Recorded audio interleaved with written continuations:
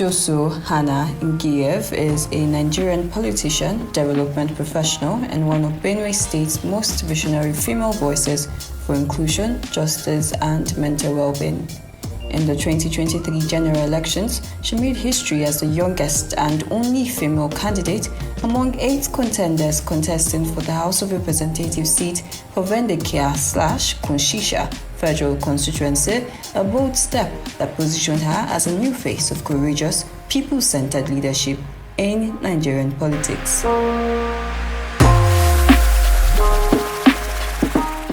I'm Ms. Doosuur Ngiyev. I am from Aspirant, Shagifti, Kunshisha local government of Benue State. I am more passionate about social justice and all inclusivity. I am a development professional, a personal efficiency consultant, and an entrepreneur.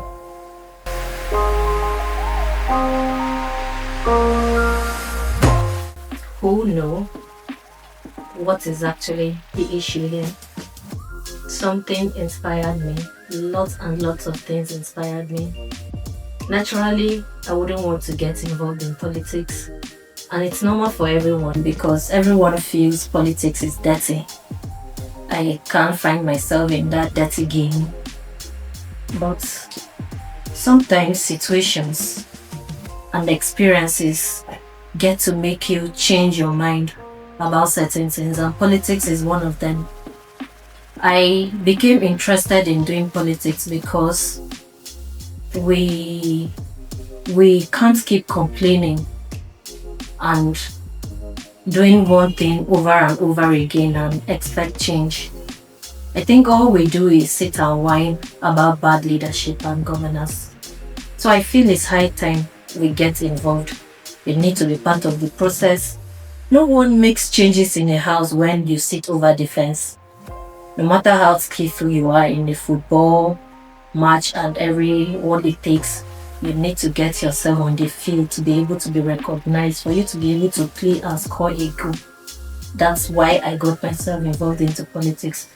And it was because in my active years of rural and community engagements, I have noticed and seen lots and lots of challenges with the vulnerable population. I'm speaking about women, youth, and people living with disabilities. Most of these challenges and issues are things that can be tackled through good governance. And who else, if not me, who else takes up that responsibility of providing people with good governance? So that was why I decided to get into politics. You can't leave it running by others. You need to get yourself involved. And this is me providing myself to be able to stand up for my people and do what I feel should be done.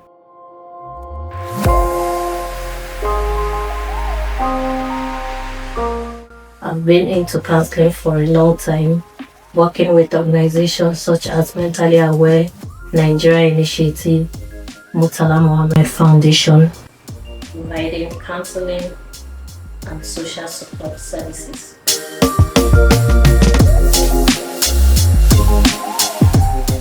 Challenges are quite enormous. First of all, the mindset of people, the idea that whole scenario of money politics, where people think the more you give, the more your ability to serve. And that's where we're getting it wrong. When you feel that the more money you give to people, that's where your reception comes. But of course, for those of us who are young and believe in value, we believe in building people's lives over just handing them fish. The second problem comes, mindset reorientation. How do we begin to let people know that choice of leadership shouldn't be by who is going to give them more money? It should be by who is capable, willing, and is able to serve them and bring those valuable changes they want in life. So money is an issue. cultural backgrounds, that whole typesetting when it comes to being a female aspirant. People look down on you just because you're a woman. They feel like politics is something that has to do with men. It's for the men. So it's actually like you stepping out completely out of your zone as a woman. So that in itself is a great challenge. So you need to be able to sell yourself first for people to even accept you as a part of a journey. It takes a longer time. Unlike a man who is easily accepted, you need to first get people responding and accepting you. Abuse, violence. Women face a lot of typecasting, like defamation of character while you are in politics. No one really wants to know who you are. Men play dirty, but the dent on a woman's character is usually more intense. So that is also a challenge that will push or drive more women to naturally sit back and say, no, I will not get involved in this. Those are some of the challenges. But long before politics, Doosuur had already dedicated her life to service. She is a trained psychotrauma counselor, development specialist, personal efficiency consultant, and gender rights advocate, with over a decade of experience working across communities, institutions, and international development platforms to advance women's rights, youth participation, mental health access, and inclusive governance.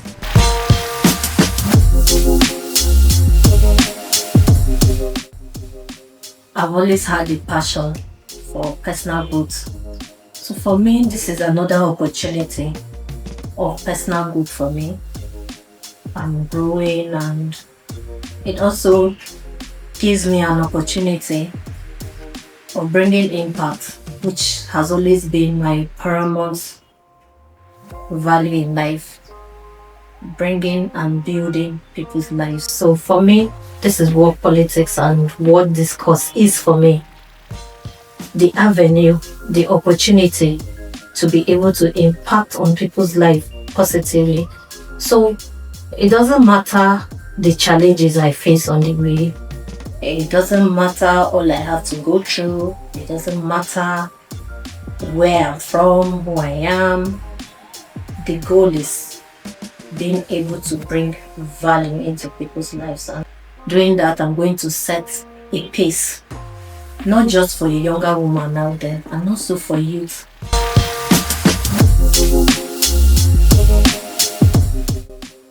We need to be so tolerant, because naturally when you find yourself as an entrepreneur, you have people discussing business, investment. Their level of thinking could actually be same as yours. When you find yourself in professional settings, you have people who somehow you can relate based on your thought pattern. But going out there in the public, people's wants, thoughts, mindset, and perceptions are all different. So it takes a high level of tolerance for you to be able to deal with people. Patience and active listening. There are several times when all you have to do is listen rather than talk. So those are some of the things I've learned a lot of. I think if our leaders begin to listen to people, to get to meet people where people are, we'll begin to have different outlook about leadership.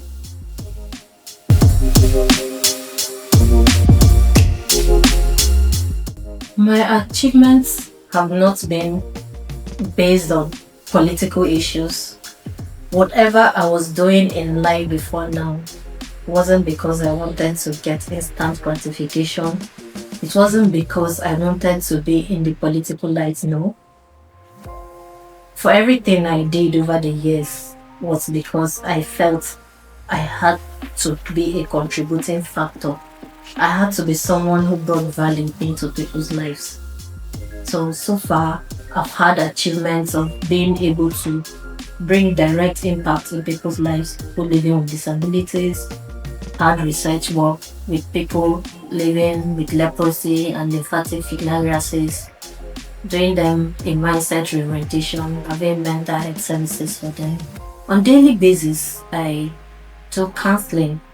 So I'm a lifesaver, and the fact that I'm able to move someone from their worst state to begin to be inspired to live life, for me, it's one of the greatest achievements. I've also had times when I've been able to see people get through school, empower them, that take trainings for young people, especially for with soft skills, to enable them cope in the workplace, because over time I discovered that unemployment is the issue, but unemployability is actually a menace that has to be taken care of, which are part of the things I've been doing over time. Training youth, from youth corpers to other youth, on skills, leadership, soft skills, and both skills that can help them translate from school to work environment, which are several of the things that are not in our educational curriculums.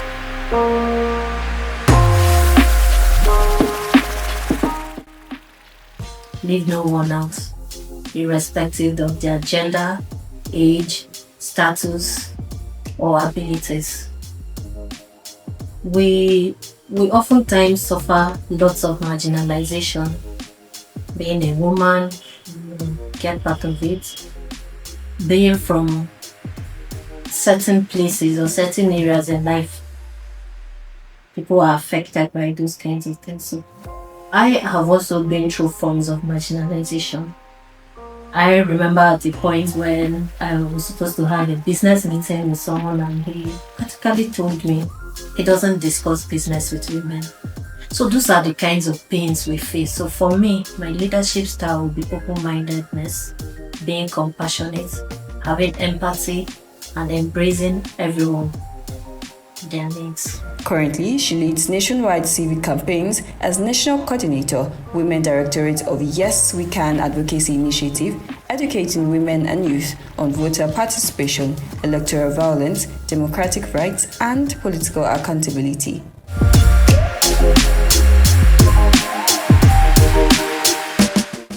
It's easier for me right now due to the fact that I'm not married, I don't have a husband, I don't have children to take care of, so it's easier for me. I can just wave off social life of clubbing and all of that, and I think it's way easier for me compared to people who have families.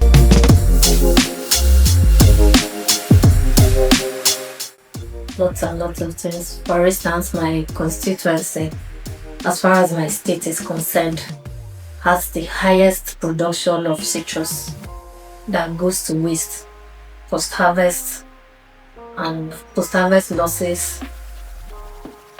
I think one of the first things I would do is stop that. Even without being elected, I've gone all out looking for investors that can actually invest in processing. When you do that, you are going to encourage people to farm more, you are going to have jobs, you are going to have a way of increasing people's livelihood. So part of the things I'm going to do is to find a way of providing jobs for people, because you can't say you have jobs kept out there. So empowerment, mindset reorientation, this is key, because moving around in the environment, I've discovered that young people have this sense of entitlement. They just feel things should be done, like I can just, so I'm going to take so much of my time beginning to do mindset reorientation, try to find ways of empowerment, because there are no jobs out there to give to people. I'm going to be able to embrace everyone, find ways where it doesn't matter if you're a woman or you are not from the rich background, It's about meeting people and embracing them. It's about finding and doing things where people benefit collectively. It's about not just feeding the pockets of some stakeholders over your constituents, which is what we get every day. So it's time we desist from that. We take a new approach to life. Naturally, God has bestowed a woman with lots and lots of gifts. Whether we like it or not, a woman is actually more instinctive. She's better at resource management. So I feel it's time women come out. Don't let all the issues and challenges deter you from giving out your best. Nigeria is like a child to us. And I know what a woman does when it comes to child and family. Can we begin to use those skills and embrace Nigeria as our child? Let's have sleepless nights and make sure this child becomes of that kind of value and moral conduct we want this child to be. And for we women into leadership positions, I think we need to do things differently. We need to employ a kind of leadership that is disciplined, with high moral conduct, that is more compassionate and empathetic, that embraces people, that protects people's rights. We should actually deviate from being transactional. The leadership of male have been more transactional, so we have to be more compassionate about our leadership style. Be able to embrace everyone.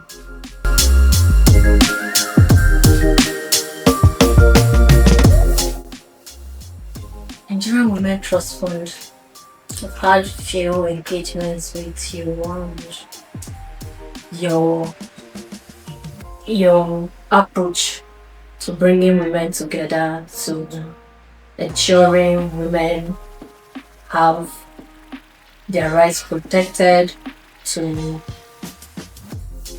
encouraging women to be in governing positions. It's a long journey, but I applaud you for the work you are doing so far, and I wish you get funds and support from everywhere to actually be able to support us too. That's what I can say for now.